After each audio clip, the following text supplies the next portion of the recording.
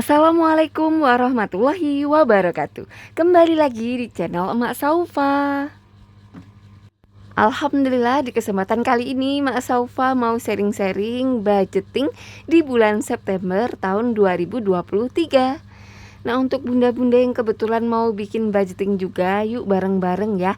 Kebetulan ini tuh pas banget di ujung bulan. Ayo bunda-bunda yang belum bikin, yuk bikin bareng yuk. Semoga vlog emak kali ini bisa menginspirasi bunda-bunda semua dan juga bisa bermanfaat. Untuk teman-teman yang selalu mendukung channel Emak Saufa, emak ucapkan banyak terima kasih. Dan untuk yang baru bergabung, emak ucapkan selamat datang. Jangan lupa untuk like, komen, dan juga subscribe-nya. Terima kasih. Untuk budgeting di bulan September ini lain daripada bulan-bulan sebelumnya, karena Mak Saufa itu di beberapa bulan ini tuh sedang mengalami perubahan untuk pengeluaran. Jadi emak berusaha bagaimana caranya supaya emak itu lebih nyaman dalam mengelola keuangan emak. Nah, yang pertama Mak Saufa mau mengelola keuangan dari Pak suami dulu. Untuk budgeting di bulan September 2023 ini, Mak Saufa akan mencoba memakai metode. Nah, untuk bunda-bunda di sana yang kebetulan juga lagi mengalami beberapa perubahan dalam pengeluaran ataupun pemasukan, bunda-bunda juga bisa ya istilahnya mencari bagaimana caranya metode yang pas, yang bisa membuat bunda-bunda itu nyaman untuk membuat budgeting. Nah, sebenarnya budgeting itu menyenangkan dan bisa kita buat sesuai dengan kebutuhan kita, sesuai dengan kemampuan kita. Jadi meskipun berapapun penghasilan kita, kalau kita budgeting terus kita praktekin sesuai dengan kemampuan kita, insya Allah keuangan tuh bisa mencukupi. Untuk metode yang emak pergunakan yaitu 50 30 10 10. Dan yang akan emak kelola dahulu adalah penghasilan dari Pak suami, yaitu gaji pokok Rp4.400.000. Di sini Pak suami itu gaji 4.400.000 itu udah dipotong BPJS ya bunda ya. Selain dari pemasukan pokok, Pak suami juga ada uang lemburan, tapi karena uang lemburan itu sifatnya tidak tetap dan setiap waktu itu bisa berubah-ubah. Jadi nanti akan emak bedakan ya untuk budgetingnya. Dan yang ini adalah yang jelas-jelas yang sudah pasti diterima. Maka akan emak pakai metode 50 30 10 10. Yang 50%-nya untuk kewajiban yaitu Rp2.200.000. Yang mana kewajiban emak itu kan udah lumayan gede sekarang ya, karena ada tambahan pengeluaran yaitu dari SPP Kak Saufa dan juga SPP Kakak Tantri, dan ditambah dengan cicilan rumah, listrik, PDAM, lingkungan, wifi, dan lain sebagainya. Dan di total adalah Rp2.225.000.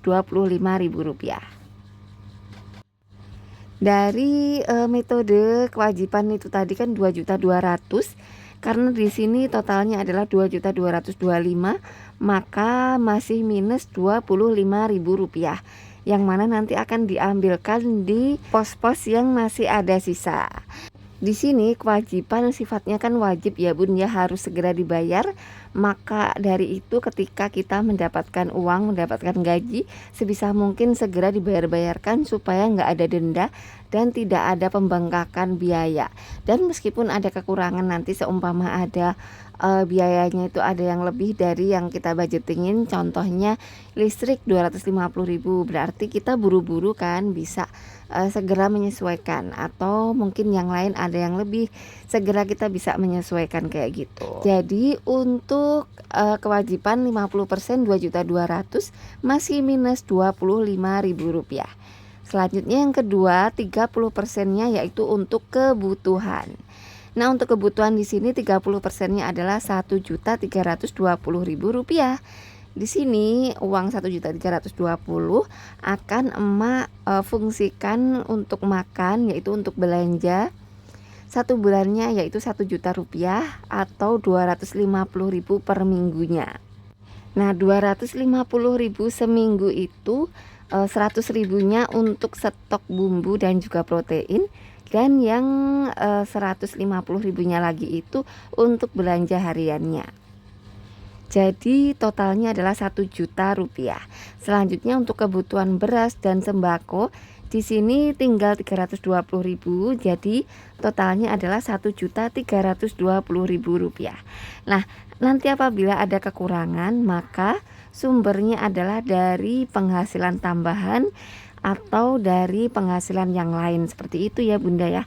Karena di sini yang emak kelola adalah penghasilan pokok dan masih ada penghasilan tambahan, yang mana nanti ketika sudah ketahuan berapa nominalnya maka akan segera dibudgetingin juga untuk menutupi kekurangan-kekurangannya, seperti itu. Nah, selanjutnya untuk 30% dari kebutuhan yaitu 1.320.000 ini udah pas, udah sesuai, jadi pas ya, nggak ada lebih nggak ada kurang. Selanjutnya adalah 10% untuk di sini emak alokasikan untuk transportnya Pak suami yaitu 440.000 rupiah. Ini akan dialokasikan untuk transport Pak suami yaitu beli bensin ya. Jadi totalnya adalah 440.000 rupiah. Nah, sebenarnya selain untuk transport Pak suami juga butuh kuota untuk di jalan dan nanti akan diambilkan dari sumber penghasilan tambahan ya, jadi termasuk pengeluaran yang tidak tetap juga. Nah, selanjutnya yang 10%-nya lagi untuk transport anak-anak 440.000 yaitu untuk kakak Saufa 300.000 dan juga untuk kakak Tantri 100.000. Jadi totalnya adalah 400.000 rupiah.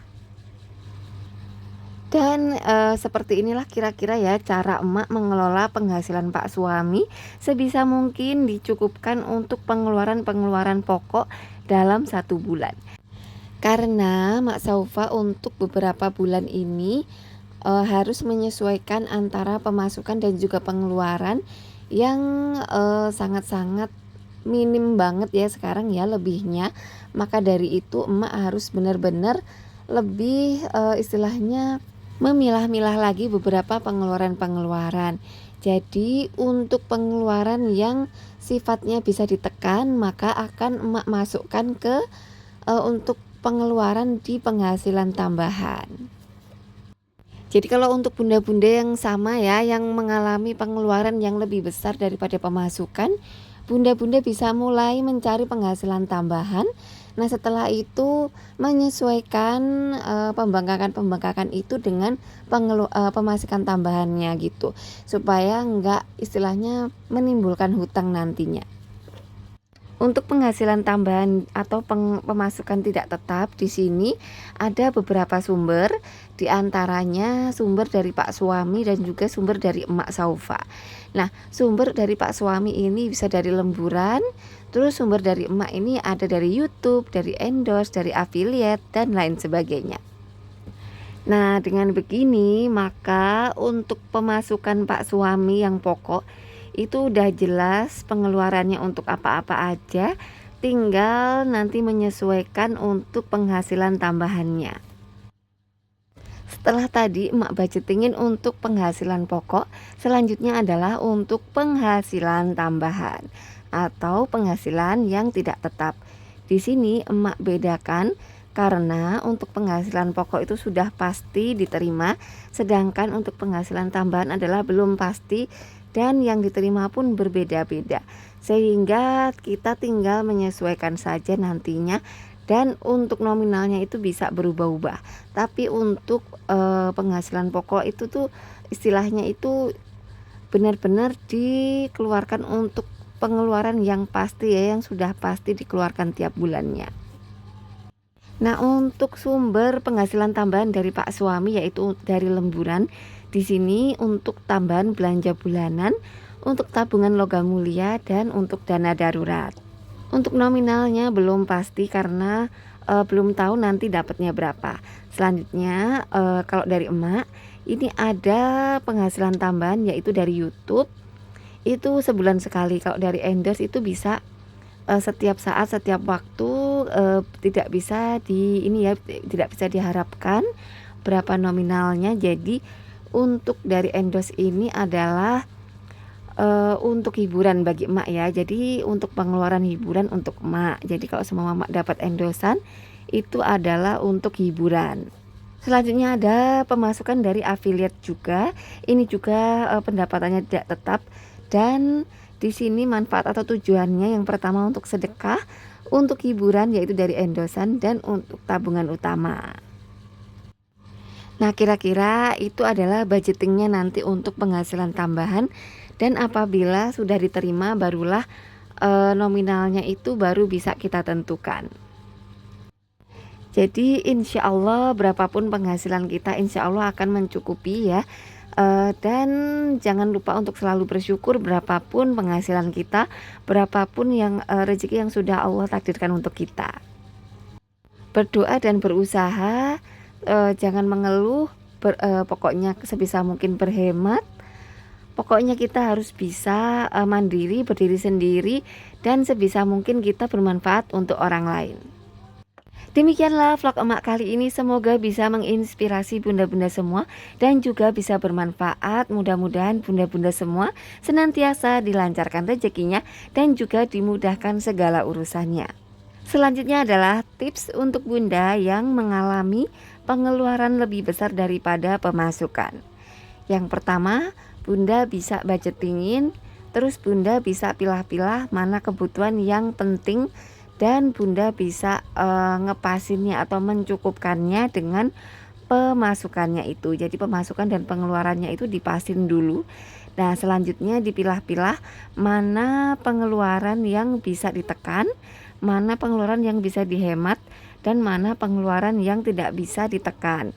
Nah, selanjutnya bunda bisa mulai mencari solusi, yaitu dengan mencari pemasukan tambahan. Untuk bunda-bunda yang masih belum paham, boleh tanya di kolom komentar nanti ya. Insya Allah akan emak jawab. Terima kasih dan wassalamualaikum warahmatullahi wabarakatuh.